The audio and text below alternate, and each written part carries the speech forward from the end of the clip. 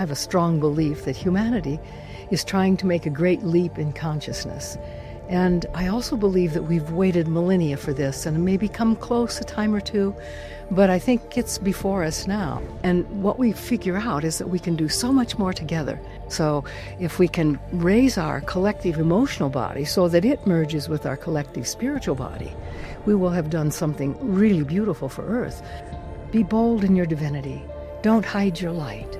Shine it. Let the divine just shine through you, because it will do that in a way that it doesn't do through anybody else. Know that you are eternal. You're just in this life that's just started recently. We're all recent comers, really. And the divine is seeking an outlet through each of us that can bless and love humanity. I think humanity needs it right now. So go for it.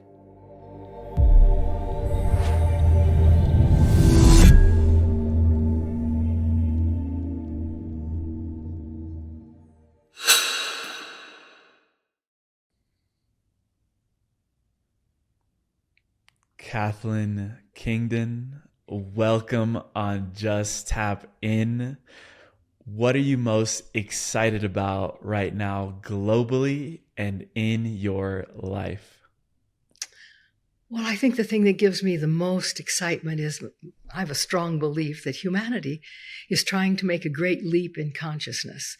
And I also believe that we've waited millennia for this and maybe come close a time or two, but I think it's before us now. And somehow I believe it's kind of integrated with the Aquarian Age and where humanity is going. I think we're going to press or push some real boundaries on what is possible. Certainly, we can see this with technology, but I think we need technologies of the heart so that there can be this greater acceptance of one another. And what we figure out is that we can do so much more together than we can hanging on or clinging to those barriers of separation. So that has excited me, well, probably for the last 10 or so years, but I can feel the energy building, and it's very exciting right now. Why do you think that energy is picking up right now? Well, I do think it has to do with our emergence into a new age. And of course, as the planet makes its rounds, let's say, through the cosmos, the energy changes as it draws further away from the constellation of Pisces and more aligned with the constellation of Aquarius. There is really and truly an energetic shift. And I think a lot of people are feeling it. And some are very excited. I think it terrifies others. And with that terror comes a sense of insecurity, maybe, of not knowing exactly what's happening. And the tendency is to want to retreat into the way we did things maybe 100 years ago or in a prior time. If I'm nervous, I go, let's go back to the way it used to be. That'll work. But the truth is, it didn't work then. And it's probably not going to work now. And so this is a call, I think, to awaken not only in our own lives and in our own spiritual journey, but a call to awaken to the field of possibilities that are just now emerging as these new energies take hold. And I think those who are healers are going to find that they go to new heights in the next few years as they adjust to using an energy format that is much more, I'll say much more transformational than I believe the energies of the Pisces age became. I think they were greatly transformative in the early days, because the Piscean age was sort of influenced by the sixth ray, which is the ray of pure devotion. And if you go back to the early teachers, it doesn't matter whether it was the Buddha, whether it was Jesus, or even later Muhammad, their followers just fell into this field of devotion that was so incredible. Devotion for the teachings, gratitude, this sense of being privileged to hear the great teachers. In fact, the Piscean age was really, it became the age of monotheism, but it was was also the age of great spiritual teachers. Sorry about that. Anyway, so as we really look at what this age is about, some have said it's an age of magic, but not in the profane sense, really in the sense of finding out how powerful these minds we have are and what they can accomplish if used well. And so I think it's a remarkable time to be alive, actually. And speaking about pure devotion, for the last 42 years, you have been devoted to a collaboration with an Ascended Master, Djwhal Yes. Khul. And I wanted to ask you, just to set the stage, who is Djwhal Khul to you? What does he mean to you? What he means to me is liberation. Now, that's a term that's very popular among spiritual aspirants the world over. And when we look at what are we trying to be liberated from, often it is just the proclivities of our own minds. Because sometimes, it's we all have these ways of being in our skins, and some days it's very easy to be happy and joyous, and other days we really have to work at it. And so if we can liberate ourselves from those tendencies of the mind, which are usually anchored to the personality, if it doesn't get its way, it complains a little bit. But if we can go beyond that and really open ourselves to what is possible. And this is how I see Master. I call him Master.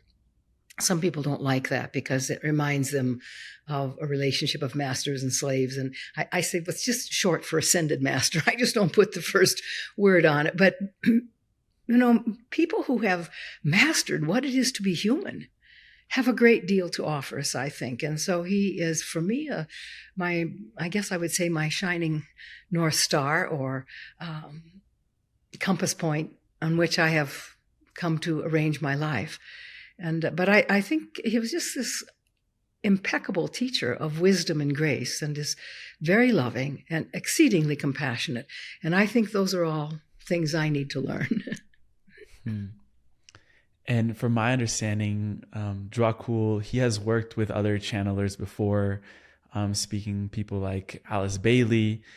But yes. What I learned is that in their teachings, or in those collaborations, it was more focused on preparing the minds of humanity. Yes. And with your teachings, it's much more about the emotional body, and how, yes.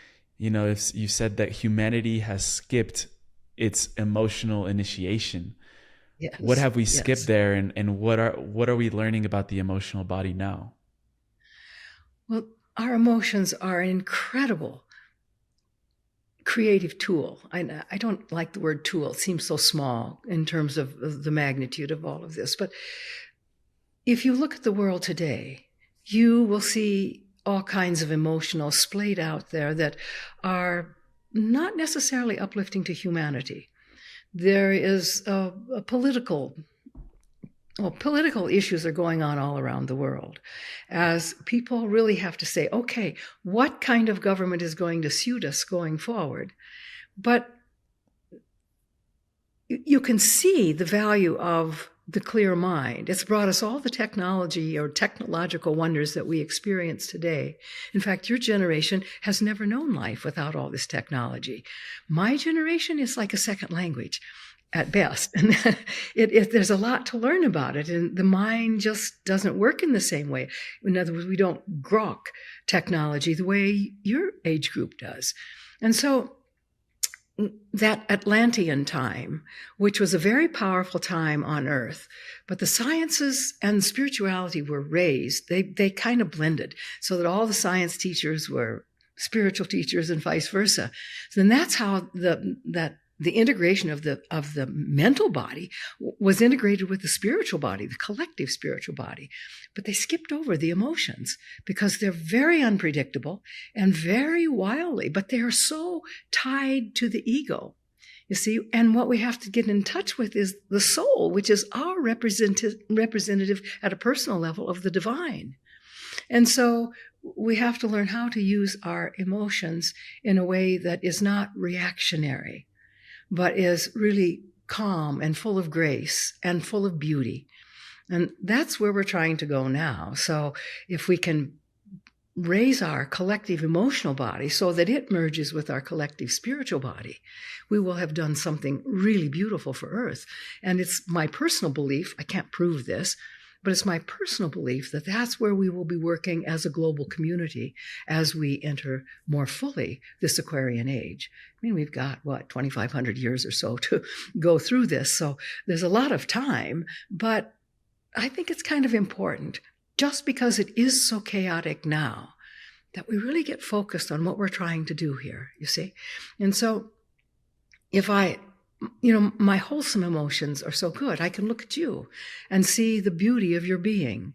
It radiates from you. You have a beautiful aura, and it's kind of nice to look at it today. But basically, that says something about you. And if you look out across the vastness of humanity, there are an awful lot of people who don't have that beauty. In fact, their auras are filled with suffering. They may be lost in one way or another, not knowing where they're going or what they're supposed to do or what they're even capable of. And this is, I think, with the onset of so much technology, it has perhaps had an effect of making people feel small. Maybe not so much in your generation. I hope not. In my generation, it's been a lot to take in. And so basically, as we come forward, if we can raise our emotions so that they are extensions of our spiritual isness, then we will have done well. And we will have perhaps set aside some of the reactionary combustion points that are all too prevalent today. What is it like to begin to see the world through the eyes of an Ascended Master? Oh, it's the most compelling thing that I've ever experienced. I can kind of get to the right answer in my own process. But when I just look through those eyes of love and I see what he sees, which is everyone's potential is right there, and they're carrying it with them, whether they know it or not. And it is utterly beautiful. Then the way he approaches a problem or something that someone sees as a problem is really different. It's, he always goes to the big picture and then kind of shines the light from the big picture. What does this say in the scope of humanity? Yes, in your life. But, I was a psychotherapist for years, even after I was channeling master. And so I'd bring him to sessions where people who didn't want a channel session, but he was always there. And just seeing how he would look at problems in the bigger pictures, what I learned from him, particularly with psychotherapeutic models, is that the self is too small a container to really work through and elevate the effects of trauma or the effects of abuse or the effects of just the terrible things that happen in some people's lives. And so we have to go into a bigger container. And so I always work very spiritually with people. If I could find out what their baseline was, I didn't care if it was Buddhist, Hindu, a Native American, or anything. If you can find the format and you can enter into that, there's always a provision for lifting one out of the morass or the really difficult parts. And I learned that strictly from him, not from any of my psychological training. So but having that presence where I just see how he works with people, how he loves people into their whole self, it's amazing, really. Is that process from going from the small self to the whole self, is that what we would call ascension, or is it something deeper? I think maybe ascension comes right after that. I think we are called to really integrate here our wholeness, because it benefits everybody. When you're whole, everyone who listens to you gets a little bit of wholeness, as well as whatever information comes through. The information is really important. And Master says, we use information to kind of keep your mind busy so we can work on all these other parts that need it, fluffing up your aura, for instance, expanding your heart, so on. But it's really true. As we integrate our wholeness, we have so much more to give. And we find we have likely much more patience. Patience is hard, particularly in a world that does everything fast. Master has said that the mantra for our time is more, faster, more, faster, more, faster. And whether people know it or not, they're sort of chiming away at that mantra. And if we could replace that with whether it's a mantra from an ancient time, Om Mani Padme Hum, or even, pick any mantra, but even one we make up, I am alive, I am well, I am whole, and I love humanity. That too is a very powerful mantra, even though I just made it up right now. But to have that point of focus that we use to set the day, I think is exceedingly important. And I think it really frees people to be not their ego self, but their true self. And that wholeness is, I think, the launching pad to ascension. I'd like to tell you I understand ascension. I don't know what it is, actually. But Master has said, don't look at it as a big event. Even though that happens for people, he says, look at it moment by moment. Let's say I have a little irritation today. For whatever reason, things didn't go right. I spilled my coffee. Well, you know what? Can I ascend above that emotional reaction and find a place of calm? And he said, if we look at ascension as something we do in increments, then when the big event does happen, it's not a surprise in the way that it might have been otherwise. And so I think this way of looking at life in that each moment is asking something of us, and it's really asking us to rise just a little bit. And he said, if you can look at ascension that way, then you have a practical format to use just in our daily lives that will then take us into what it is possible for us to become. I don't know if that's helpful or not, but that's kind of the way I look at it. And Kathlyn, in what specific aspects is humanity being called to rise right now, specifically looking at, we're in the year 2025, going into the Aquarian Age. What are we being called to rise in specific? I think we're being asked to rise above the ego personality levels. That tends to be the first part that's reactive. I want certain things to be a certain way. Maybe I didn't like the election. Maybe I didn't like this, or maybe I didn't like that. And to be able to say, or to hold a space that's faster than that ego. But we have to always pay attention to that I, the part that defines us, or that we sometimes let define us. That's not really who we are. And I think one of the things that keeps us kind of stuck in that I-ness is really that ego being hurt or wanting something different or trying to change things that maybe can't be changed right now. We can change ourselves. We can change the way we focus in the moment. We can change what we bring to the table. And all of that is really wonderful. But those reactionary levels where I might not like something you say, and then if I feel the need to point that out to you in maybe caustic terms, I have betrayed something in myself, but I have also run maybe the possibility of hurting you, causing you pain. And so I think it's really usually the ego personality level that gets caught in the emotional reactivity that we see so abundantly. It doesn't mean we don't have emotions, but it means we need to, take a breath and step back and find, do I really need to do this reaction? Or can I say, when someone tells me something I don't want to hear, is the only reaction I have to get angry? Or can I just take a breath and say, now wait a minute, what is this person really trying to tell me? I don't need to come from the fact that he or she is trying to hurt me or insult me. Maybe I can listen a little more deeply and say, what are you actually trying to tell me? Maybe it's something I need to hear. And if I can just hold the reaction off, I tell myself, you can always go over there and have your reaction later if you really want to. But maybe I don't want to.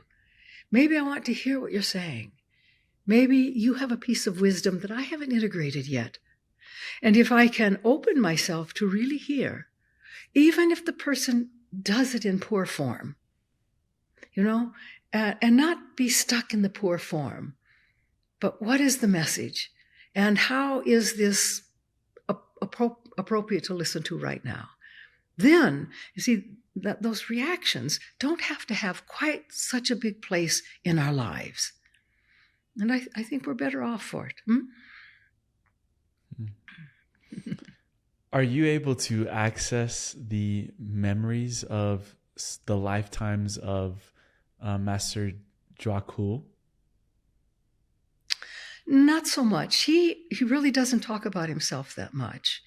Here in the West, I think we resonate with the character of, maybe it's the wrong word, but Casper, who was one of the three wise men. He was the one who was hard of hearing. And every now and then, in real life, apparently, he used himself as the butt of a lot of jokes because, he didn't have things to help the hearing that he could put in his ears then. But he looked at that really as from a very humorous standpoint, and which I think in and of itself is a good teaching. But I do know, or came upon, when he was working with Alice Bailey, apparently he was the 9th Panchen Lama in Tibet at that time.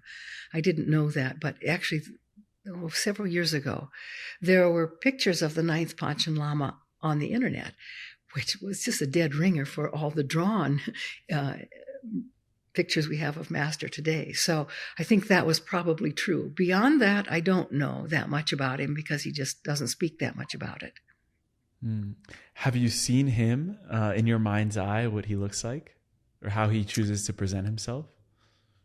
Well, yes, the image he uses, we have it on Master DK website, and I think on the Vajraflame website as well, is an image that he precipitated to Alice. He was in Tibet at the time, and if I have the story right, he told her to put a white blank piece of paper there and stare at it. And he said, as you look at that, you will see my image beginning to form in slightly a yellow color. It's not going to be greatly different, but when you see it, there it is. And it will manifest as ink on the paper, and it did. And so I'm kind of fond of that one since it has such a miraculous way of being transported and put on paper. And I know there are others. I've seen a number of spiritual artists see him a little bit differently. And, the black and white maybe doesn't give as much, but I have an image of him that I keep on my computer. And it's the same image, but it has this halo very faintly of rainbow energies around it, which he put on it. It wasn't there. It was just black and white. And so I like to sometimes just look at that and just, it's a very tiny miracle, but it still is. And periodically I'll send that one to people. You have to kind of look a little bit for it, but once you look, you see a little green glow and a little pink glow and so on. And it's very nice to see that, that's kind of a signal to me that he's here, he's there. Then he also has this thing he does with people.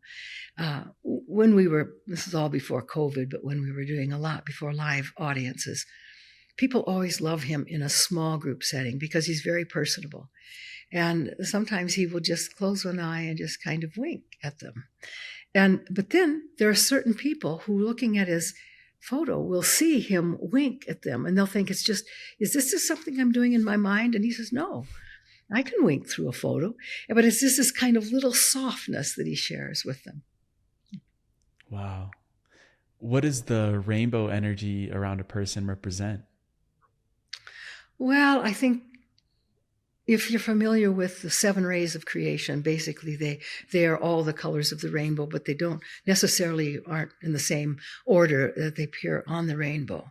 But certainly in the Tibetan tradition, there is a lot about rainbow light. In fact, there is it's a practice really called rainbow meditation. And I have a recording on that people can buy if they want to do it. It's not the same one that's done in Tibet, but it will take one into that if they want to go to it. But this was one who were done by people who were getting ready to die. And, in Tibet, it's very cold. And so if someone dies in the winter, they just kind of roll the body up because it can't dig in the earth or do anything with it in the winter, but they just roll it up in a rug until the weather gets warmer. But the interesting thing is those who practice rainbow meditations, is said that you can dematerialize the body. So often then, a couple of months later when they'd unroll the rugs, there would just be a sample of hair and fingernails but nothing else to have to get rid of. So that's an ancient practice. I don't know that it's practiced that much today, other than he talks about it. And the rainbow energy he sees as the energy of transmutation and transformation. In other words, we can transform from a physical being to a spiritual being by using it. But basically, the idea of the meditation is to just move into this field of rainbow light. It sets a field of rainbow light, not necessarily just an arch like we see in the sky, but these shimmering qualities of energies that we just move into and allow ourselves to dissolve into them. And he also uses it, or will ask people to use it. Some people have very difficult time going to sleep, whether it's just a busy mind or it's something else going on. Maybe when they get ready to go to sleep, maybe from prior lives, have a tendency to tap into some unhealthy planes of existence. And he says using this to go to sleep helps them, because you can dissolve whatever's going on in the mind, or dissolve whatever premonitions one is maybe experiencing in the moment. So he's very practical with all of the different techniques or practices that he uses. Amazing. How would you feel about introducing him now to the audience and for a few questions?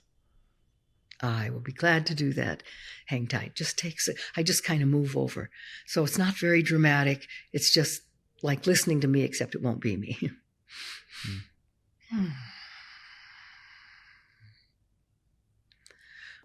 Emilio, hello, how are you? How are you? Good. I'm very well, thank you. Tell me what you're learning at this time on planet Earth, when so much is up for, shall we say, redefinition. I'm learning that gratitude is an energy that opens the heart and allows in miracles into our lives. I would love to understand how you define a miracle. Well, a miracle is something unexpected that may have been there all along. In other words, for some it is a mark of transformation, and sometimes it is. When you come face to face with anything that seems miraculous to you, there is a shift in your frequency. There is a shift in your alignment, and you just come awake, even if it's only momentarily, just in the experience of, what? What happened?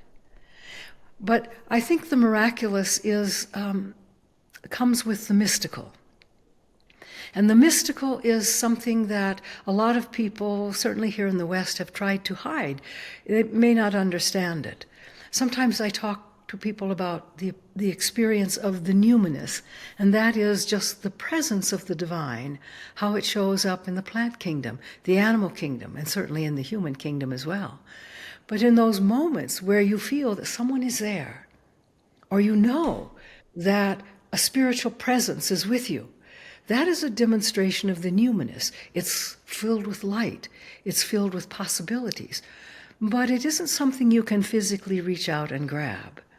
And so the miraculous is the sudden movement. Maybe it's a new placement of the mind where one sees something completely different, or one awakens to something within themselves that is much vaster than they ever thought it possible to be. And the thing about the miraculous is you can never make them happen. You have to be open to allow them to happen. And that's also true with demonstrations of the numinous. So I see them as kind of tied together. The mystical part of life, which is not necessarily explainable, even with technology, it is a dimension of consciousness that really operates through the right brain much more than the left brain. Now, the left brain tries to understand it, but doesn't always do it. And there's some very interesting new research in neurology that is now saying that scientists are able to test for what the right brain and left brain know. And apparently, the left brain isn't aware of the right brain. But the right brain is very aware of the left brain. And maybe they're saying now, maybe the right brain is the real brain. Well, it is this right brain where one connects plane to plane, whether it's with a teacher such as myself, whether it is with a fuller dimension of the divine, or whether it is with a greater aspect of one's own true nature, the higher self, the soul. How does one do that? Not with the left brain. And I think because the societies have become so left brain in their approach to life, that the numinous just didn't have a place in it because you couldn't explain it. You couldn't define it.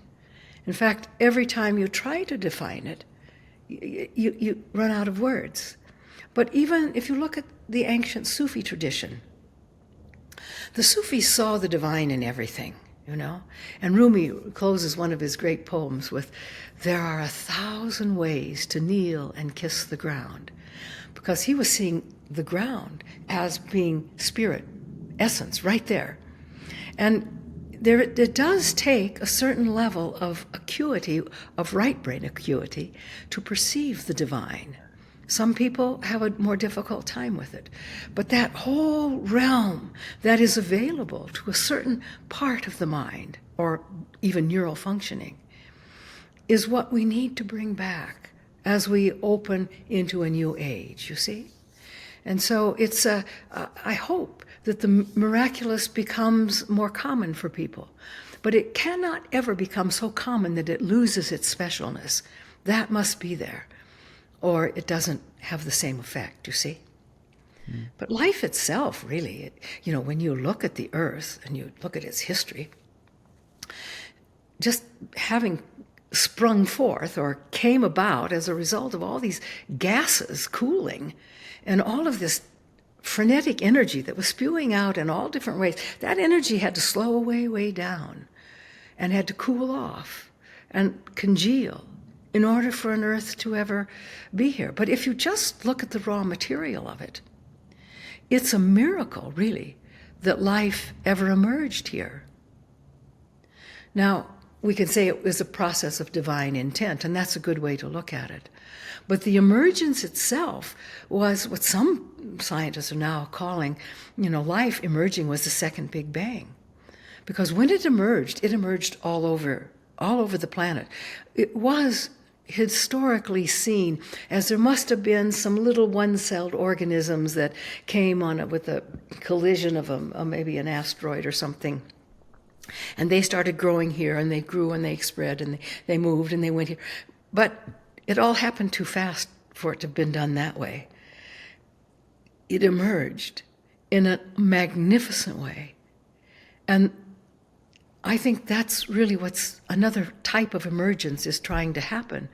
Maybe we could say humanity is trying to fully integrate their God consciousness, but I think it is a big picture that's really getting ready to happen. And here we are, part of it. Mm-hmm. You talked about the two different sides of the brain, the left and the right.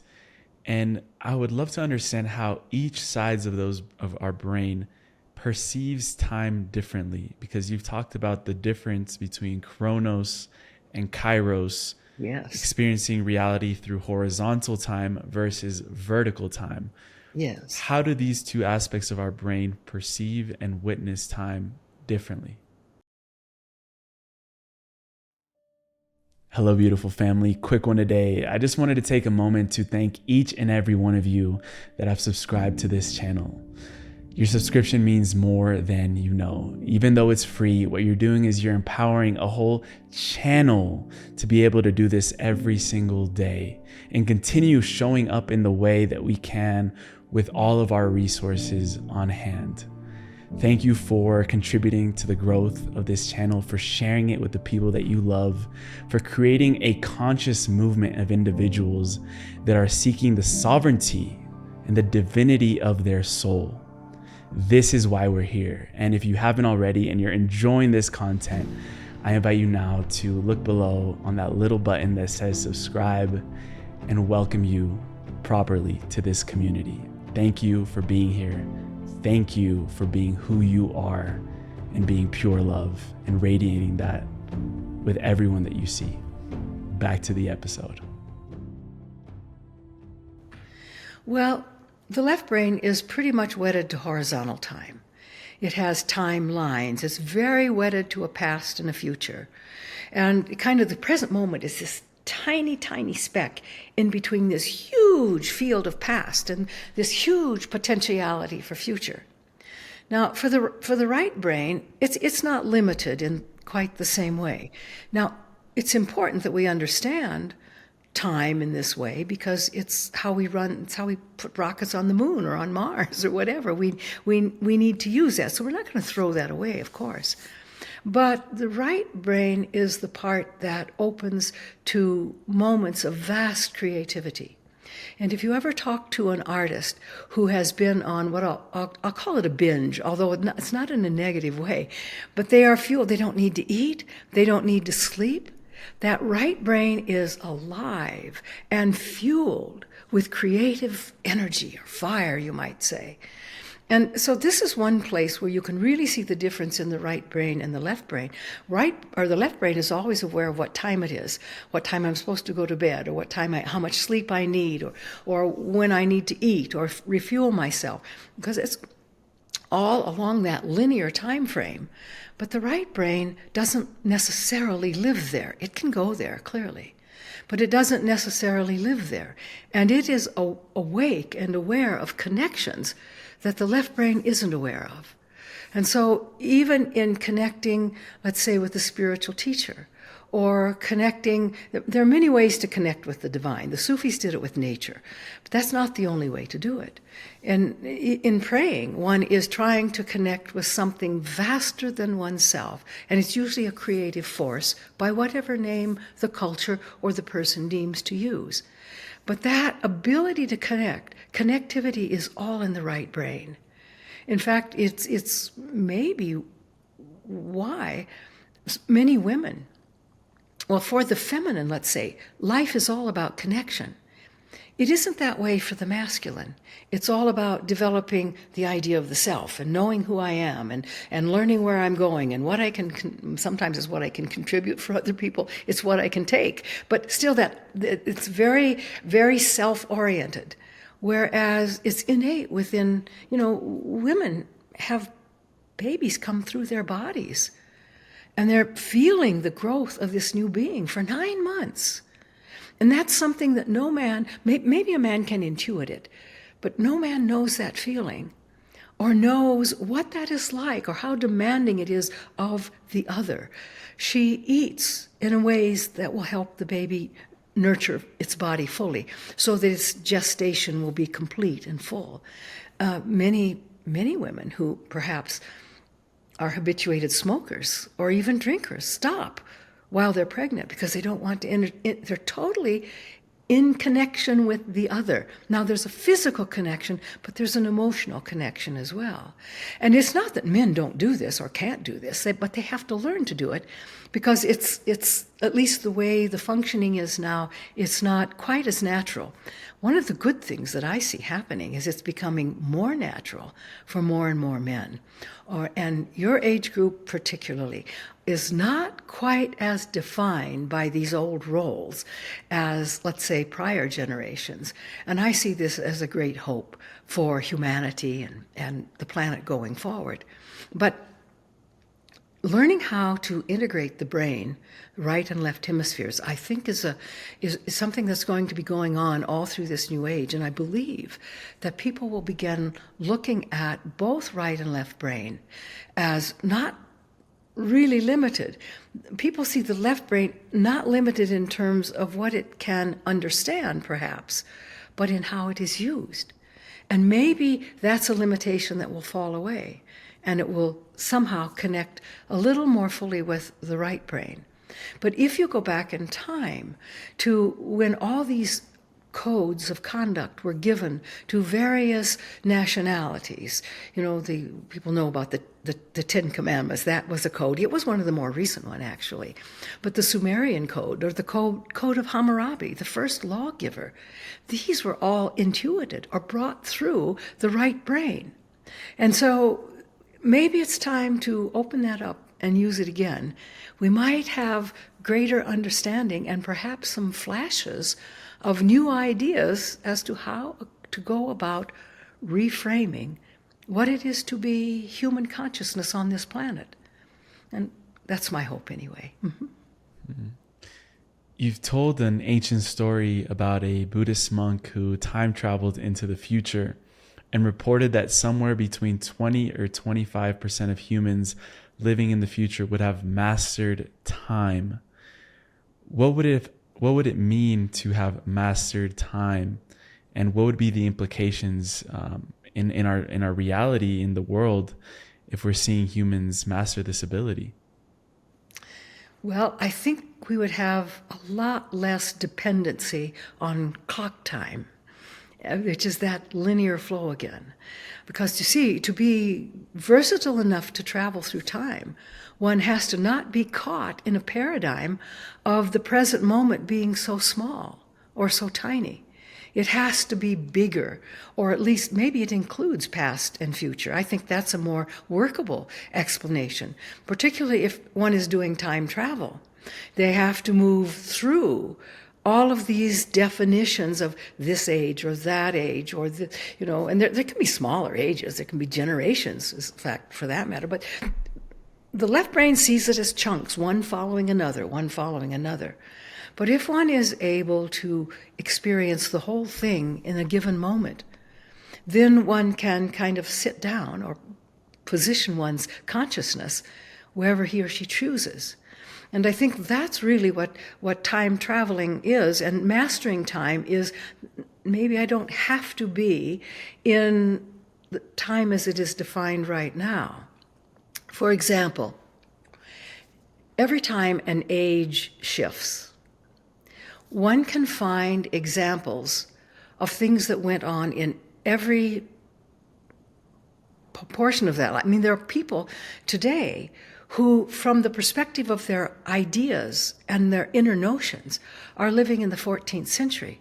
Now, they're dressed in the 21st century, and they would identify themselves as being in the 21st century, but they're not really. Some part of them got stuck back in that time, and likely they're trying to resolve it in the now.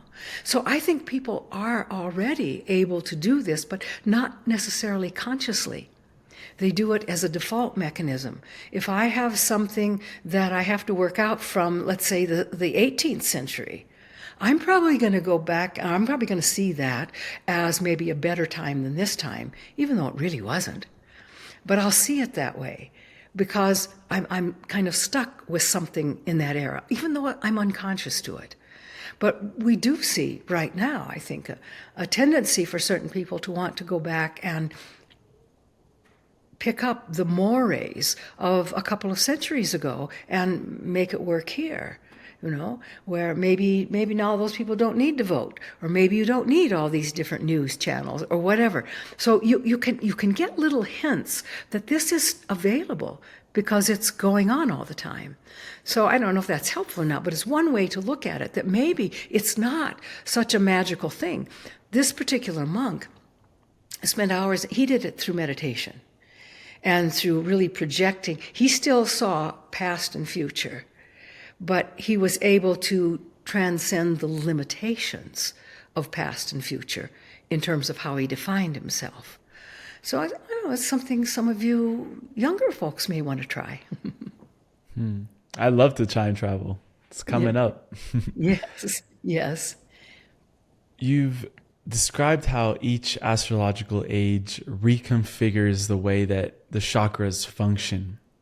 In what ways are we being reconfigured now in the chakras, and what is the role of the heart in that equation? Oh, the heart is huge, because ultimately, you see, it decides and defines one's life, not only one's inner life from one's outer life, it does that, but one's material life from one's spiritual life. And it's always trying to balance the two. So the heart is, of all the chakras, it generates the most energy. Not only does it have to keep this heart beating at a physical level, I mean, think about it. People live for over 100 years, and that heart has been beating the whole time. So it takes a lot of energy to run a physical heart, but also the spiritual heart, which is the opening place to allow spirit in and to send spirit out, or this essence of love that is by nature. But one of the things that has to happen is all the chakras have to learn to run on a different energy every time there's a shift in astrological ages. Now, fortunately, it's a process. It's not like you come right up to it and you either live or die, But it is a process. But I can tell you that numbers of people were not able to make that shift. And so they found they needed to drop one physical body and perhaps be born again in a time when the chakras were configured in alignment with the energy. But one of the things that has happened over time is that this solar plexus chakra, which used to be called the navel chakra, and it used to be seen right at the navel, now it's moved up a little closer to the heart. And in the evolutionary process of humanity, both the throat chakra and the solar plexus chakra should eventually move right into the heart. Because you see, the solar plexus chakra is the seat, or I sometimes call it the ego throne, because it's where the I sits. The solar plexus is aware of how everything in life affects the self. And that's necessary. But it's not necessarily the highest presentation of it. We still want to have our own perceptions about how everything affects us, but we want to move that more into the spaciousness of the heart because it can just accommodate so much more.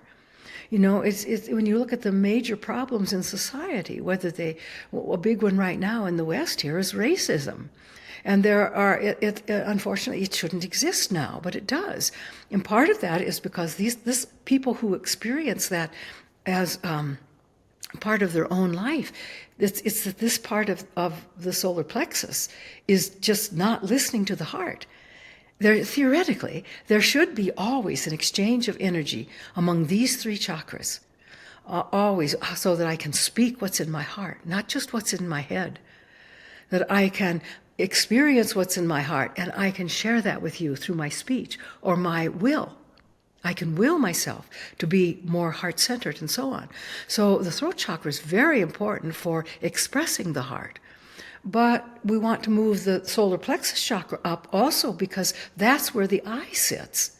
And if we can move that sense of oneself more into the heart, this is a huge step in evolution. And so what we see is, here comes all these Aquarian energies. The chakras are always receiving cosmic energy. And then they use it really to run the body. And so it's not just the food that one eats, that's part of it, or how much sleep one gets, that's part of it.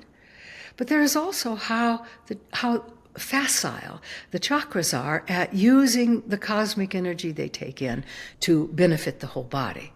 And so what has happened is if let's say a person is so solidly identified with the prior age, it may be difficult to use Aquarian energies to run the body. But those who are successfully doing it now have already made that shift. And so this is a process that will probably shift as we go along. We don't know exactly how humanity as a whole will respond to the presence of Aquarian energies, particularly as they become more and more pure. In other words, we probably got 800 years here as we move toward a more fuller alignment with the constellation of Aquarius. But in the meantime, that energy is getting stronger and stronger. The good news is that people are going to do a lot of healing with that energy because they can drop the heavier stuff. And just as a meditation practice, I recommend that for people right now, to look at the wounds and the scars they're carrying from the Piscean age. Also, the karmic inclinations that are there. And you see that wonderful devotional energy over the course of the Piscean age kind of got watered down to the energy of addiction. There is a similarity, but the ends are really different. One is elevating, taking one into a greater expression of the divine, embodying it. And the other is a lower, costlier avenue. The pull is still there to the substance or whatever, but it doesn't raise one. It doesn't help one's vibrations. It doesn't take one into a state of healing, whereas the purer form of sixth ray energy did.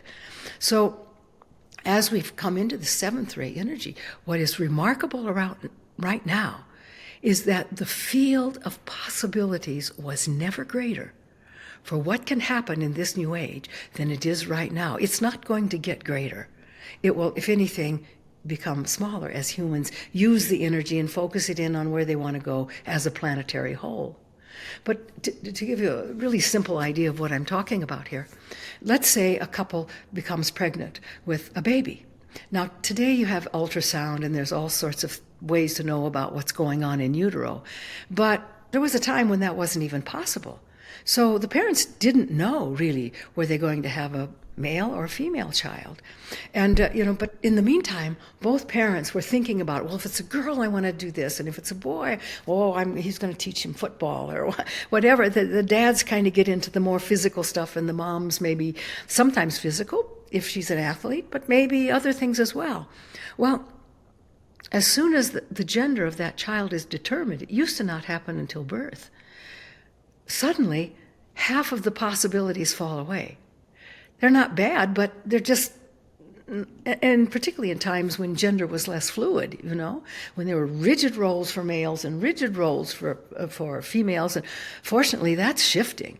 But basically, this idea of what was possible. Well, so parents get to know this little child they have, and dad's trying to maybe get him to play ball and so on when he's 4 or 5, and he's just not too interested. He wants to paint and color. And so these ideas or possibilities kind of fall away depending on who the child is. And that's just a simple example, but when you put that out to a whole planetary population, it's a pretty amazing thing. So the possibilities right now have not been limited.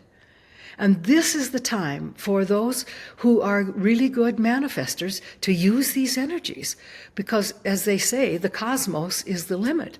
So it's just important to know about these things. And this is one of the gifts of having a new energetic format, you see? What does the third eye chakra reveal to us about the truth of what reality really is? Well, it depends on how it is trained, and culture to culture, that's a little bit different. But basically, I sometimes refer to the third eye as the eye of deep seeing, whether it is seeing deeply inward or seeing deeply outward. It is a way of experiencing reality that is much vaster, or can be much vaster. So for some, as they open the third eye, their psychic centers in the brain open up as well. That doesn't always happen for others. Have a place in the heart open that's just knowing, and that knowing, or even in the gut, there is a type of knowing that is very gut-based. And basically, when it's elevated by these higher frequencies, it becomes a tool of the divine. Maybe you could say it's even a tool of the third eye. See, the third eye is always looking for the divine, and here we see its connection to the second chakra. Now, for most of humanity, or most of humanity's time, this has been seen as the chakra that has sexual attraction for another person. And while that's true, that's not all there is to it. Because what that second chakra is really looking through this life and that life and all these lifetimes, it's looking for the soul. And it tries to find it in other people. This is why the urge to connect with other people can be very, very compelling. And sometimes it's just karma that's attracting people together to really work out something maybe they didn't work out in the past. But that too is very compelling. But when you boil it down to what is this second chakra about, it feels kind of alienated from the soul here in this physical body, which is heavy. And you have to move it around. There's so much that the physical body requires of the chakras that the spirit or essence body doesn't require. And so here is this little chakra, which isn't necessarily so small, but it's trying to draw one into perfect unity with the soul. The third eye facilitates that because it's the chakra that can see or conceive of the highest level of spirit. You see, now the crown, of course, opens in a different way to that spiritual realm. But it is guided by this keen insight that is possible by some call it all-seeing eye. You talk about reclaiming what was lost. And I was really curious about, like, if we have lived multiple incarnations, why do we lose the, let's say, maybe spiritual attainment or the skills that we've mastered from past incarnations? Why do we forget that or lose that once we step into a newer incarnation or the recent one? Well, some of it's just practical. Let's say, I'm just play with your imagination here. Let's say in your last life, you were a king in some situation where all the people paid taxes to you and you had all this wealth and everybody just tried never to offend you and treat you with deference and so on. And then to get some balance in the next life, you were a pauper, maybe a street person. Now, if you could remember that life where you were a king, knowing human nature, do you think you would be fantasizing about that life all the time, or you would get on with learning the lessons of being the street person, you see? So that's just the practical part of it. But what happens is as one matures spiritually and evolves, these talents and spiritual, we call them graces, that maybe you worked really hard in one life to learn how to levitate. So in this life, as you are developing your spiritual maturity and so on, you find that one day you're just sitting in meditation and you begin to levitate. You didn't try to levitate like you did in that last life, but that gift or that skill somehow presented itself. Now, if the person tries to cling to it, they'll lose it. Because that's the way it's a state of mind, really, that allows the body to be weightless.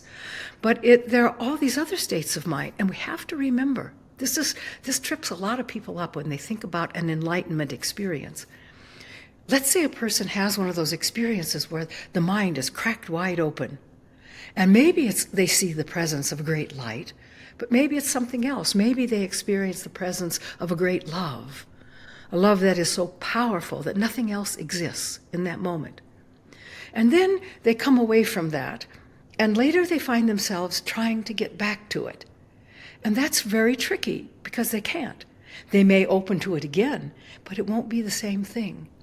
The ego mind wants to cling to all of these experiences that seem so validating and try to get back to that. But spiritual evolution is different. It's expanding in omnidirectionally. And so when people try to go back to a precious experience, they usually have a little disappointment. What they can do is to say, okay, how can I open myself so I can receive another such experience?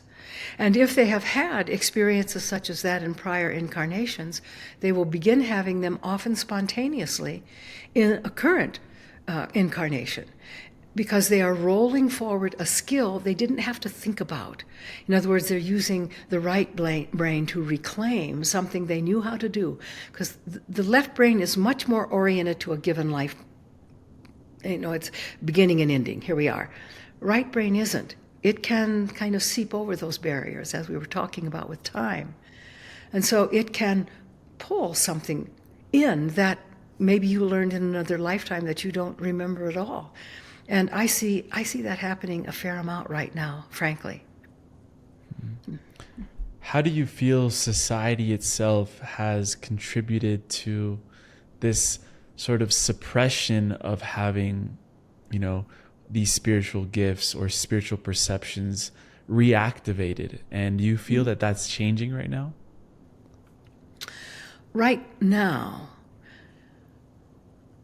I think the chaos that's out there is obscuring a lot that's possible.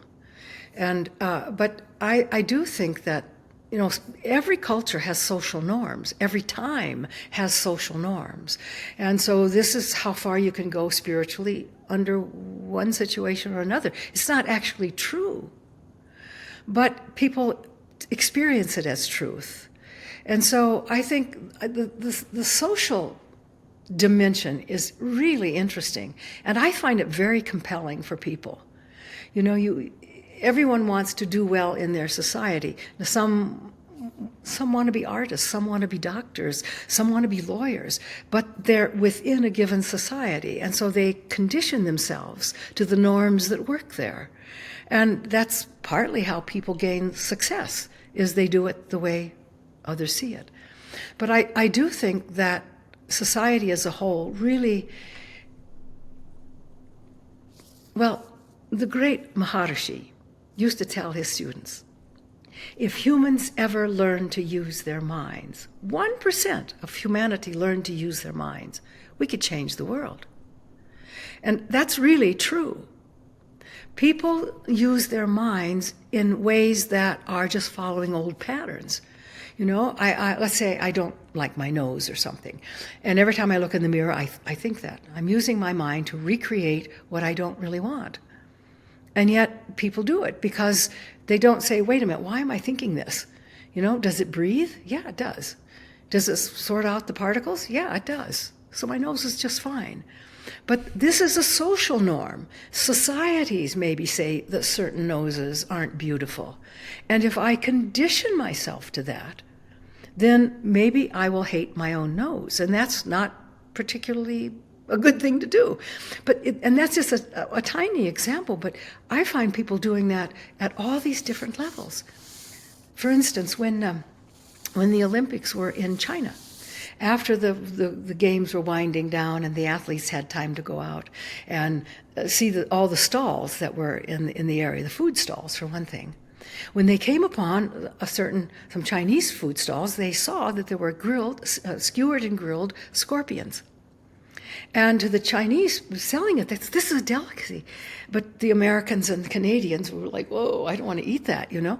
But that's purely social conditioning. There are people in certain societies that eat insects because they're a good protein source. And there's a lot more insects, particularly this year and probably some next year with all the insects eating the crops in certain countries. If the people eat the insects, because they're not going to eat the crops, the insects got those. But there's a way where they can nurture their body. But you have to step over a hurdle to think that that's a possibility. So society has had this kind of going to sleep effect, a hypnotic effect maybe, on many people who are in the culture. And I think this is a lot of what humanity is trying to wake up to today, is to see how they have been conformed by the culture that they think of as who they are. That may not be true, but so society I think it needs to be much, much broader in its scope than it has tended to be. Particularly now, there's so many people on the planet. And quite frankly, they're all brothers and sisters. You know, the dividing lines that some people hang on to aren't really real. It's just like, you know, the boundaries. If you're flying in an airplane, you can't tell where one state in the U.S. begins and another ends. Those are all artificial. The Earth doesn't have those boundaries. So there's a concept certainly in Buddhism called boundlessness. And it's a state of mind that isn't constricted by the boundaries of social culture or even personal limitations. And while this is what we want to cultivate, humanity hasn't yet figured out quite how to do it. And right now, I think the chaos in the world is so compelling for so many people that it really is. I see people shrinking their chakras, you know, because it seems dangerous out there. It seems like so many things could go wrong. There are so many new diseases to get, or there's so many this or that. And so they do this kind of shrinking inwardly. And that's exactly the opposite of what they need to do. They need to let more energy in, you know, and not just the energy of chaos, but to really know how to discern the energy of the soul that is also there nurturing and lifting. Mm-hmm. How did you bypass the spiritual norms in order to reach that level of enlightenment and that level of, you know, becoming a master, an ascended master in many ways, and let's say expanding your chakras and instead of shrinking them? How did you bypass those social conditionings? Well, there are two things existing in the minds of people today that I think we really need to cut through. One is fear, and the other is a sense of scarcity. You know, you even see this in families with young children competing for mother's attention or mother's love, because it seems like either I get it or my sibling gets it, but there's not enough for both. That's not true, but that's the way it feels. And so the art of really opening is releasing these two imprints that are huge, not only on one's individual consciousness, but on the consciousness of the whole. For example, you know, when people say the next wars will be fought over water, that doesn't have to be the way it is, you know, but that's what people see, is the scarcity of it. We're using it all up, and we're using, you know, well, first of all, it's a closed system. The Earth still has the water it's always has because it's a closed system. But people don't see it in that way. And that's not the way it works on Earth. There are people who have had the normal waters they've used for irrigating their farmlands taken away, diverted, used for hydroelectric plants or something. And so they feel the scarcity. You know, if it doesn't rain enough, I don't get a good crop now because I've lost my ability to irrigate with this water. And so, I mean, we can see where it came from. But I think these are the two deeply ingrained beliefs. In fact, I could make a case that they're etched even on the DNA. That is, people have believed it over and over and over so strongly and for so long that, you know, my fear serves me. Or my fear is, I need to be afraid because of this and that. And yet, it's really interesting because I think to understand this well, we have to understand the difference between fear and fright. They're not the same thing. If you take a little rabbit running around out in the wild, it has tremendous fright, but it doesn't have fear, or it would starve to death probably. See, rabbits are prey to so many different animals, whether it's a big snake, an eagle, or a coyote, or whatever, but that's partly why there are so many of them. It's their food for a lot of other animals. But just imagine a situation where, say, an eagle is chasing a rabbit, and it just goes into its den just as the eagle hits the dirt but doesn't get the rabbit. In that moment, its hormonal system is bonkers. You know, it's putting off all kinds of fear toxins in its own body and out. It's sweating profusely. It's panting. Its heart is racing. And so it goes into its den, and it just sits there. And it calms itself down. And what happens? In about 20 minutes, it comes out and starts nibbling on the grass. Now, if that were a human, it would never come out again, you see? Because it would remember what just happened, and it would say, oh, this is going to happen again if I go out. That's fear. Projecting a remembered experience into the future. And this is why it is possible, when a person learns to be fully in the moment, fear isn't there. Fright may be if you're stepping off a curb and somebody decides to run a red light in a city. You want that fright. You'll step back and save your life. But you don't need to have that fear there so that every time you come to a crosswalk for the rest of your life, you're terrified and you put off fear hormones about what's going to happen. So I think in this is what I did. I was actually, I don't talk about this very much, but when I had my big moment of enlightenment, I was meditating on something that people today are discovering, but it was all intuited in that time. It wasn't that long ago, really. It was in the late 40s. But I was meditating on the galactic center, the cosmic sun. And, you know, we couldn't see it. We had no Hubble. We had none of this. But we knew it was there because our wise ones told us. And this goes back to Vedic masters, even way before that, knew all of this.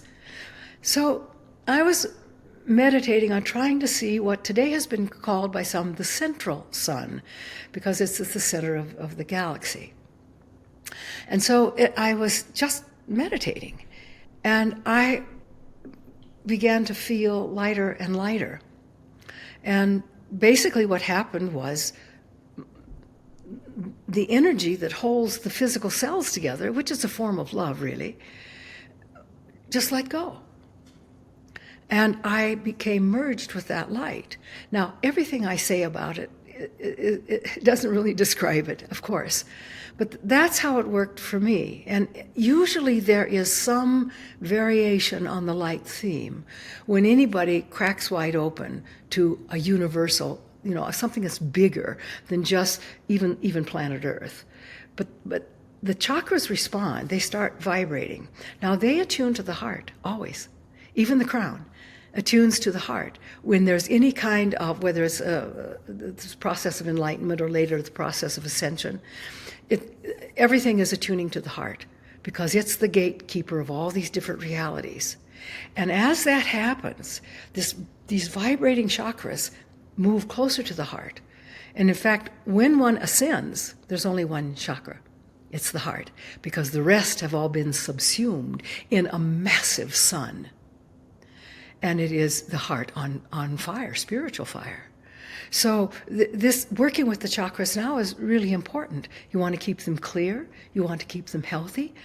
And it's, there was one of the ways to do that is some people have, what do they call it now? A gong bath, where you're in a flow of vibration with a huge brass or sometimes multi-metal gong, where somebody is playing that. And you sit so it comes, you're lying down and this field of energy comes over your head.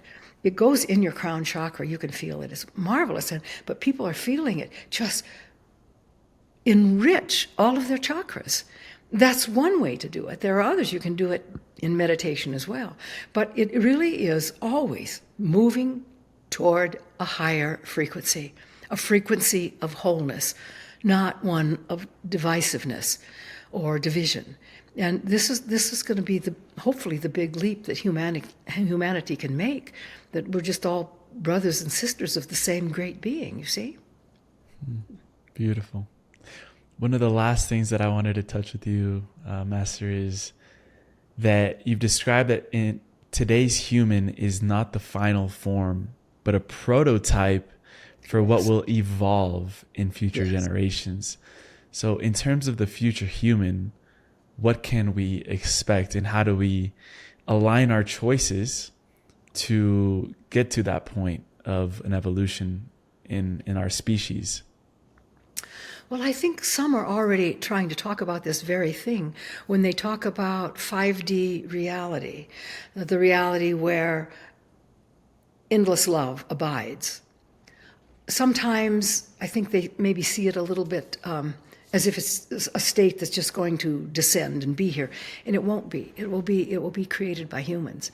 This new age, if it happens, will happen because humans create it. And so it's going to require people to step into their divine roles. And that's really what we're talking about when we talk about the possible human. Who knows what its physical feats will be? Maybe it will be able to fly. I don't know. If that's important to humans, they will probably find a way to create it. Maybe long-distance runners will run much longer and much farther. And so there's all the physical ramifications. The prototype, which has been called the atom cadmon, is the model name for this type of structure. It's evolved pretty well. The tiny little toes used to be larger than they are, but since humanity started wearing shoes, they've gotten smaller. And this is a tiny thing, but that kind of evolution will still continue, of course. But it's the evolution of consciousness. How much consciousness can we embody in an atom cadmon model? How much consciousness? And we don't know that yet. But we do know that to get there, it's a process of people continually raising their own frequencies. So what one thinks about is really important. What one listens to, what one wrestles with inside is really important. And it really is a time of coming beyond the I, me, and my, and moving into we consciousness, the consciousness of we're all in this together, And really, if any person is starving on the planet, some part of myself is starving. But most people don't see it that way. And when I say or do something that hurts anyone else, it's myself I'm hurting, even though I may not feel the pain in my condensed little configuration. In the vaster configuration, yes. I will give you a little idea of a meditation you can play with that will help you with this, I think. And first, it comes from knowing that you were watching as the singularity happened, not as an individual being, but the consciousness that became all these individual beings was watching it all happen. And there is a part deeply ingrained within you that knows that part of yourself. It is old, it is wise, it has never struggled, it has never suffered, it has never been born, it has never died. It simply is. And so one of the ways I like to guide a little meditation is having a person make a miniature version of themselves that's about 2 inches high and put it right in front of the heart. And then in the course of the meditation, they just see this beautiful pink cloud of love picking them up buoyantly. And it becomes like a magic carpet. And it takes them into the cave of the heart. And they go into this brilliant chakra that is all light where they enter. And then they go in deeper and deeper and deeper. And the light changes. It becomes a little darker. And perhaps it's like going into a huge cavernous mountain with many caves. And they ride that cloud of love in. And it follows a place where it gets very dim and very dark, although it's very alive with energy. And that brings them to rest in a special room in this cave. And they're just levitated down on their cushion of cloud. And there they are seated before this great eternal being that always was. It's not a great talkative being, but if one can put his or her own personal presence in the presence of the eternal self, I sometimes refer to that being as one's eternality, because it has always been, always alive, very much a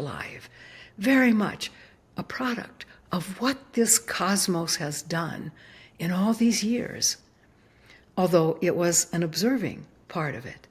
And so to tap into that and to let yourself sit with that eternal self, it will change your consciousness. And not just yours, everyone's. It will change. Everything gets broader and faster, and there are many more possibilities.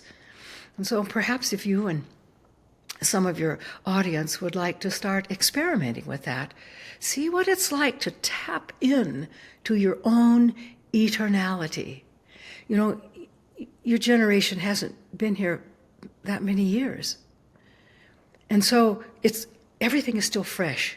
And that's wonderful, because you bring freshness and you see with fresh eyes. But to go inside deeply, deeply, deeply, it's a long journey into that cave where you will find your own eternality. And of course, it isn't personal in the way that your personal body is. I mean, you relate to it personally. You sit before it. Maybe you ask for advice. And what you get is no words at all, but just this divine presence that is unstoppable in its capacity and wisdom. And you let yourself identify with that a little bit more, and a little bit more, and a little bit more. And if people do this, we don't have to worry about what the possible human is going to be like. People are going to start living it now, you see? That's beautiful. And the last question I have for you is, why is it so important in this age of humanity to explore its capacity for realizing peace and equanimity from the inside out? Mm-hmm. Well, that's the only place you can recognize it, really. You will have to cultivate it inwardly, because just the mind itself can keep a person stirred up. Everybody's had a day where maybe they came home from work or anything really, a day where things didn't go very well. And they think, oh, I'm so tired. I'm just going to sit on the sofa here and I'm going to take a little rest before I get up to prepare dinner. So they lay down, they close their eyes, maybe take a breath or two, and what happens? The mind starts rehearsing everything that went wrong that day. That is a disharmonious state. And finally the person says, there's no rest, I might as well get up and cook dinner. But unfortunately, they're probably carrying with them some of the images and maybe even harsh thoughts they had about the day as they cook. And that's not a good idea, because those vibes permeate the food as well. And so the important thing is learning how to cultivate peace within. Without that, a person is incapable of seeing peace in the world. I did a workshop years ago where I was working with people. I said, okay, tell me what it would be like to live in a world that is all love and peace. And aside from some kind of imaginings, nobody had an experiential idea. What would it be like?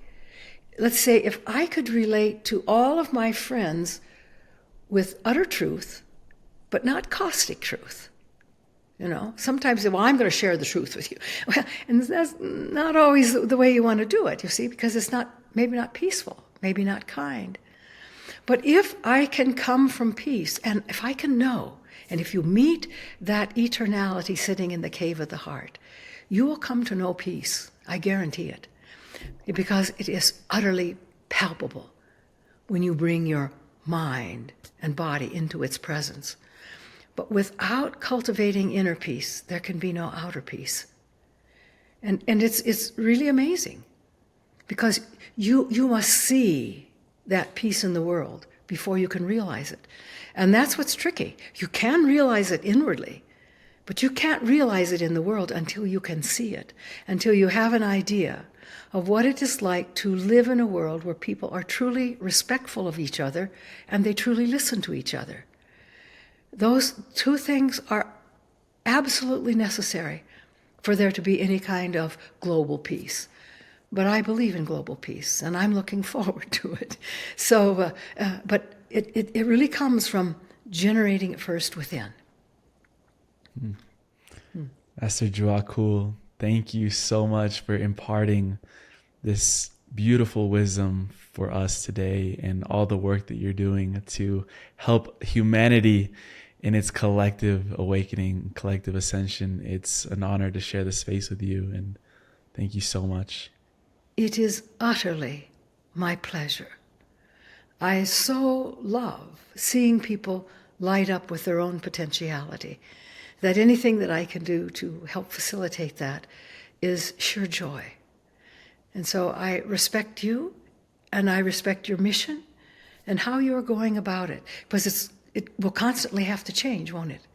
A little bit here, a little bit there, and not the bottom line, but how you do it, and what people need today versus what they may need a year from now.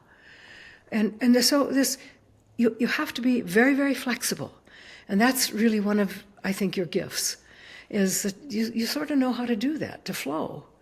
And if your audience can learn that from just being in your presence, I think that will be an immense gift to all who tune in. Oh, of course, there are days it's harder than other days.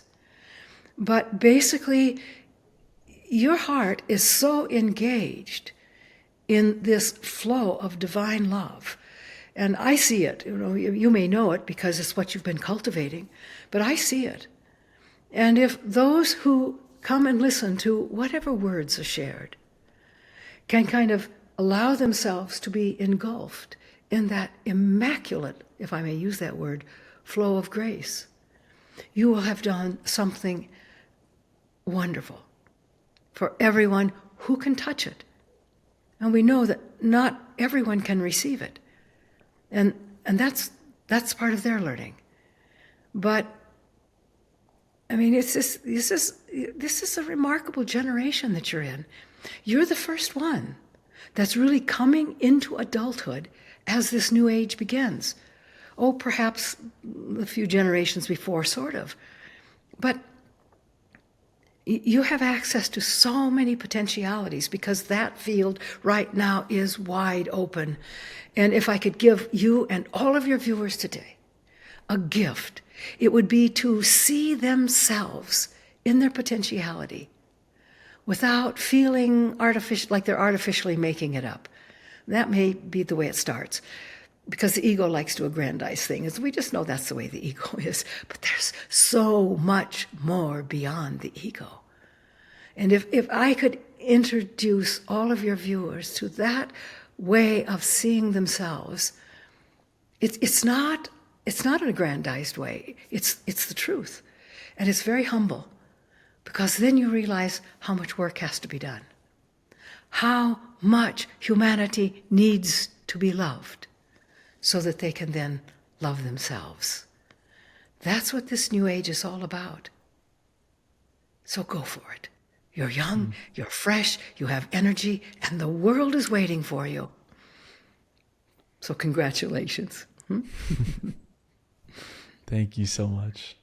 You're very welcome. Gently welcome back, Kathlyn. I'll give you Kathlyn.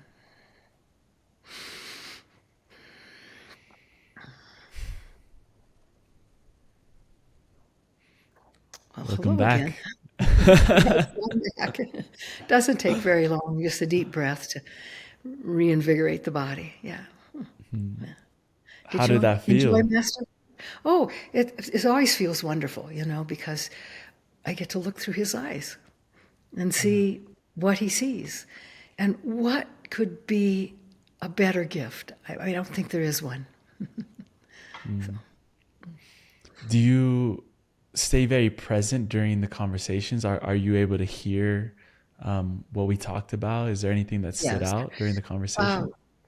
Well, yes. I sort of, when I first started doing this, he gave me an exercise, and it took off so fast. I had huge audiences, 200, 250 people. This is no Zoom then, just, and he would say, all right, now look out in that audience and find a chair or a place where there's no one. And then I'd close my eyes and say, now project yourself out there.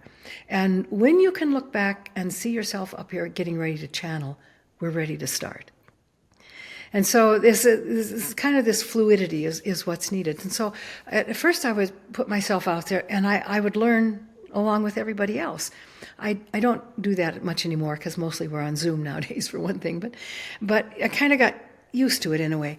And it's really just a shift in awareness. It's so close that there isn't much to it now. It was a little more arduous. When I first started doing this, I wasn't sure I wanted to do it. I was always kind of a shy person. And I would be physically sick to my stomach, sometimes throwing up, sometimes other similar experiences, 20 minutes before we were to start. And then when we go out, and I send her into that place, it all goes away, because it's not about Kathlyn. In the early days, I thought it was. Am I doing this well? Am I bringing him through right? Am I offending it? I mean, all of that ego stuff had to go, and in order to just be present for Master. And I think that's what we're really all trying to do, is learn how to be present for whatever Master, or however the divine reveals itself to us. So that, for me, that's really what this is about. What I hear, in the early days, after a lecture, I would ask people, so what was that lecture about? And it was amazing. It was something different for every person. And I would say, well, that's not what I heard. That's not what I heard. So I was getting what I needed, and they were getting what they needed. And it's really, that part, it is kind of a miracle, really. And but now when I do personal sessions for people, and which people are interested, they can sign up for one on masterdk.com site. But I hear it when they hear it. And right after a session, if someone would say to me, now, what did he say about such and such? I could answer it. But let an hour go by, and it's very faint. A day go by, it's not there. So however that happens, they get their privacy with him. And that's as it should be. It's not. These are not my questions. And so then sometimes somebody will call me a week later and say, do you know what he said about something? And so I'll say, no, give me the context. And if they start giving me the context, it'll come through almost in identical words that it came through the first time. So how that works, I don't know, but it's kind of an amazing process. Yeah. Well, the same happens to me when I'm doing an interview. Like when I'll finish, like almost immediately, like let's say I go downstairs and someone asks me like, how did it go? I'm like, good. And then they're like, what did you guys talk about? And then I'm like, what did we talk about? Like it leaves instantly. That And happens to then me all the through time. time, it comes Yeah. back. It's like, because we're almost in this like trance like state when Yeah. when we're doing these conversations. So Well, it's beautiful. it's a vaster state, isn't it?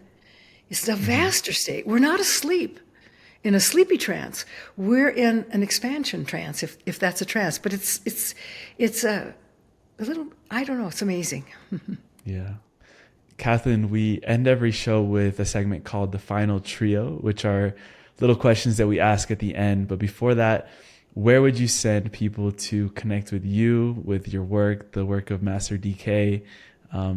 We talked a little bit about the book, and I got a lot of my questions from that book. So where would you send Thank you people for reading it, to get actually. that?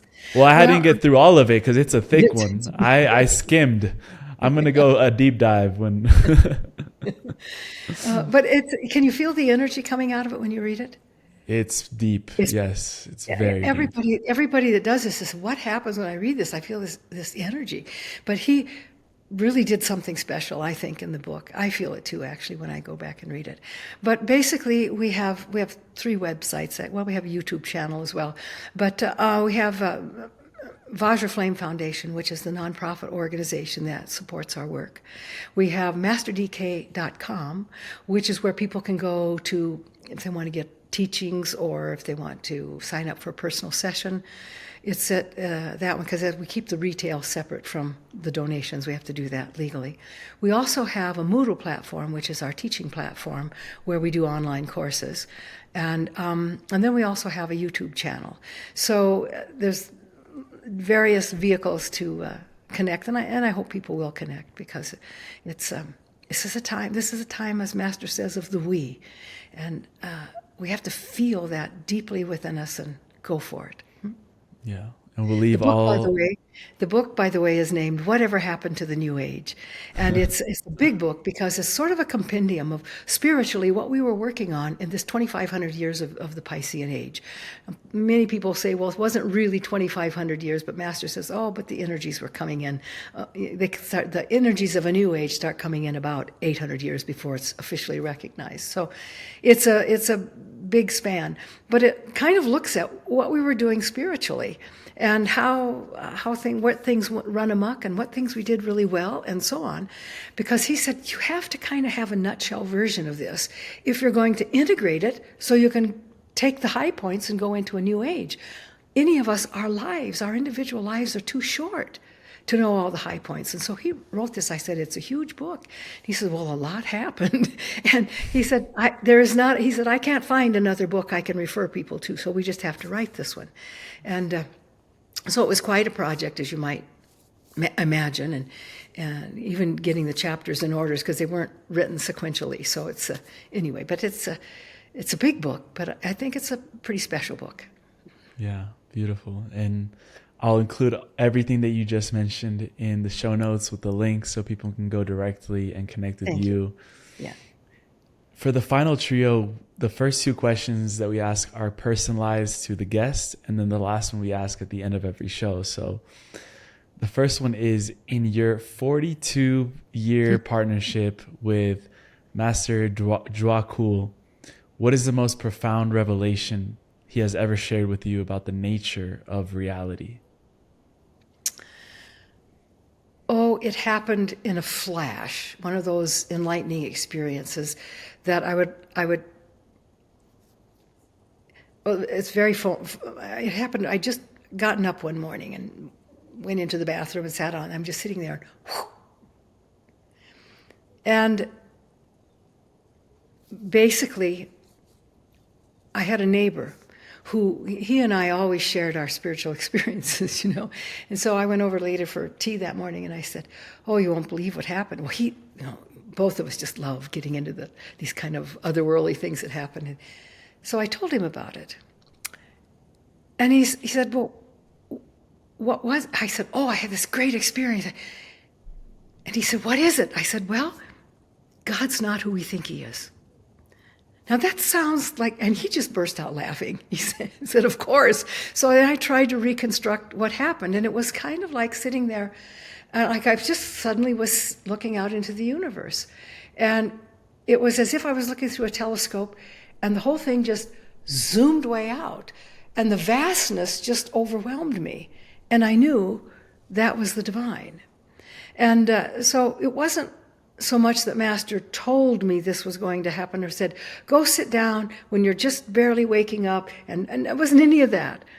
So it wasn't like communicated in this way, but I knew exactly where it came from because I'd never had an experience like that previously. So for me, that was, there's no way to put that in words. And even trying to describe the inner event, there's none of the emotion that was there. There was none of the feelings that was just being met by the divine as it dresses itself in this cosmos.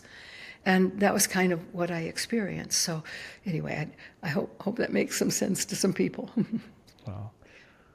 Well, it doesn't have to. If it made sense to you, that's all that matters. That's right.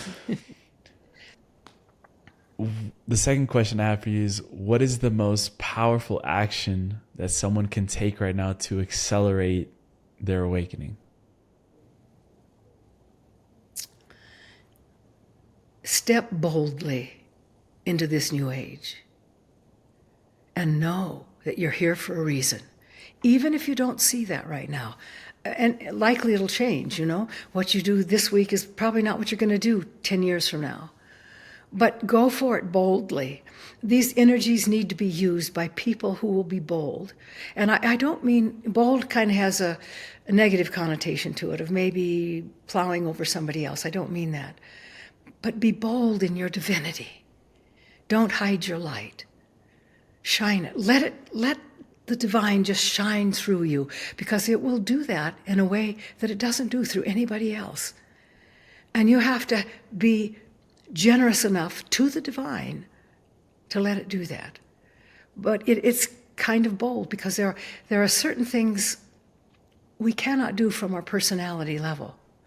You know, I found over and over, my personality is pretty shy. But I don't want Master to be confined by my shyness. So doing a podcast, doing a public lecture, all of these things, I had to learn how to do them because they were very difficult for me. The personality didn't want to do it. But I at least was wise enough to see that my personality was limiting to Master. And so that's the advice I would give you. Be bold in your divinity. Know that you are eternal. You're just in this life that's just started recently.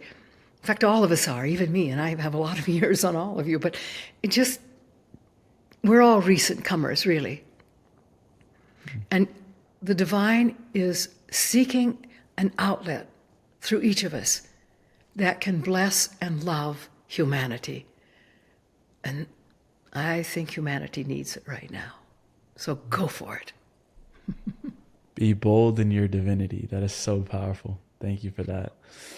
And the last question that we ask at the end of every show, we call it the time capsule question. And it requires us to travel out a little bit into the future, around 10 to 15 years down the line. I chose out those time frames because I believe that's going to be a time in humanity when the young generations of today will be stepping more into leadership positions around the world. And just like any great leader, they will need great mentors, great resources, great tools and wisdom teachings that would guide them to be the best leaders that they could be. So you were given the opportunity to leave behind a time capsule. In this time capsule, you can include anything that you wanted. It could be something physical, something non-physical, maybe an energy, a transmission, whatever it is, a word, a poem, whatever you wanted to include, but knowing that in 20 years, these leaders would open the time capsule and be equipped with whatever you want to leave behind to help them be the best leaders as we're entering the golden age. What would you leave behind in the time capsule? This may strike you as a little strange, But I would leave the classics, whether it's spiritual classics, the classics of literature, music. I'd fill it with Beethoven. Because, or even Bach. Bach causes us to stretch a little bit. In fact, in France, back in the 50s, someone did an experiment using Gregorian chant, which is church chant from when it was all Latin and not in English or whatever language. And they found that these people listening to it day in, day out in a given monastery, where when they took away the Latin chant, the monks grew sickly. It's in France, actually. But they brought back the music of the old days, and they found that the spines of these men began to stretch just a tiny bit. That was at the physical level, but their sanity was restored. And so I think it's really important for leaders of the future to remember the things that worked really well from the past. And music, for me at least, is totally my inspiration. And, I think Bach tells us what it is to be divine.